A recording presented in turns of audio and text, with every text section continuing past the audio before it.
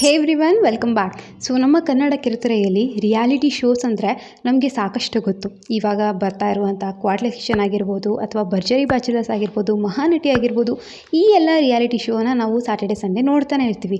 But ನೆನಪಿಸ್ಕೊಳ್ಳಿ, ಇದಕ್ಕಿಂತ ಮುಂಚೆ ಅಂದರೆ ಒಂದು 10-15 ವರ್ಷದ ಹಿಂದೆ ಯಾವ ಥರ ಎಲ್ಲ ರಿಯಾಲಿಟಿ ಶೋಸ್ ಇತ್ತು ಅಂದರೆ, ಜರ್ನಿ ವೈಸ್ ನಾವು ನೋಡುವಾಗ ಬಿಗ್ ಬಾಸ್ ತರಹದ ರಿಯಾಲಿಟಿ ಶೋಸ್ ಇವಾಗ ಬರೀ ಬಿಗ್ ಬಾಸ್ ಇದೆ. ಬಟ್ ತುಂಬ ವರ್ಷಗಳ ಹಿಂದೆ ಬೇರೆ ಶೋಸ್ ಕೂಡ ಇತ್ತು.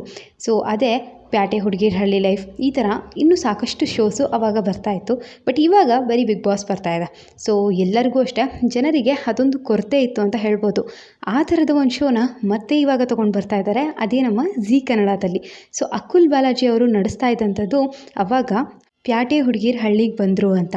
ಸೊ ಇವಾಗ ಇನ್ನೊಂದು ಅದಕ್ಕೆ ಹೆಸರು ಕೊಡ್ತಾ ಇದ್ದಾರೆ, ಬಟ್ ಆ ಹೆಸರನ್ನ ಅವ್ರು ಇನ್ನೂ ರಿವೀಲ್ ಮಾಡಿಲ್ಲ. ಸೊ ಅವರು ಈ ಒಂದು ಪ್ರೋಮೋನ ಅಪ್ಲೋಡ್ ಮಾಡಿದಾಗ ಇದರೊಳಗೆ ನಾವು ಏನು ಗಮನಿಸ್ಬೋದು ಅಂದರೆ, ಸಿಟಿ ಮಾಡ್ರನ್ ಹುಡುಗಿರು ಅಂದರೆ ಹಳ್ಳಿ ಬದುಕನ್ನ ನೋಡೇ ಇರೋದಿಲ್ಲ ಅಲ್ವಾ. ಸೊ ಆ ಥರದ ಹುಡುಗಿರನ್ನ ಇಲ್ಲಿ ಅವರು ಆಡಿಷನ್ಗೆ ಕರೀತಾ ಇದ್ದಾರೆ. 18ರಿಂದ 28 ವಯಸ್ಸಲ್ಲಿ ಯಾರೆಲ್ಲ ಹುಡುಗಿರು ಹಳ್ಳಿ ಜೀವನನೇ ನೋಡಿಲ್ಲ ಅಂತ ಇರ್ತಾರೆ, ಸೊ ಅವರೆಲ್ಲರೂ ಇಲ್ಲಿ ಹೋಗ್ಬಿಟ್ಟು ಆಡಿಷನ್ಸ್ ಕೊಡ್ಬೋದು. ಬೆಂಗಳೂರಿನ ಕಂಠೀರವ ಸ್ಟೇಡಿಯಮಲ್ಲಿ ಇದೇ ಜುಲೈ 19ನೇ ತಾರೀಕಿಂದ ಶುರುವಾಗ್ತಾ ಇರುವಂಥ ಆಡಿಷನ್ಸ್ ಇದು.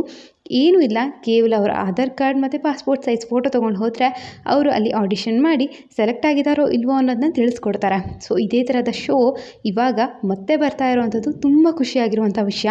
ಸೊ ಜುಲೈ ಮಂತಲ್ಲಿ ಇವಾಗ ಆಡಿಷನ್ ನಡೆಸ್ತಾ ಇರೋದ್ರಿಂದ ಇನ್ನೊಂದು 2 ತಿಂಗಳಲ್ಲಿ ಈ ಒಂದು ಶೋ ಟೆಲಿಕಾಸ್ಟ್ ಆಗ್ಬೋದು. ಸೊ ಎಲ್ಲರೂ, ನಾನಂತೂ ತುಂಬಾ ಕಾಯ್ತಾ ಇದ್ದೀನಿ. ಯಾರೆಲ್ಲ ಕಾಯ್ತಾ ಇದ್ದೀರಾ ಅಂತ ಕೂಡ ಕಮೆಂಟ್ ಸೆಕ್ಷನಲ್ಲಿ ತಿಳಿಸೋದು ಮರಿಬೇಡಿ. ಹಾಗೆ ಈ ಒಂದು ಶೋಗೆ ಏನು ಹೆಸರು ಕೊಡ್ಬೋದು ಅಂತ ಕೂಡ ಅಷ್ಟೇ ಗೆಸ್ ಮಾಡಿ. ಸೊ ಇದೇ ಥರದ ಅಪ್ಡೇಟ್ಸ್ಗಾಗಿ ನನ್ನ ಚಾನಲ್ಗೆ ಫಾಲೋ ಮಾಡೋದನ್ನ ಮರಿಬೇಡಿ.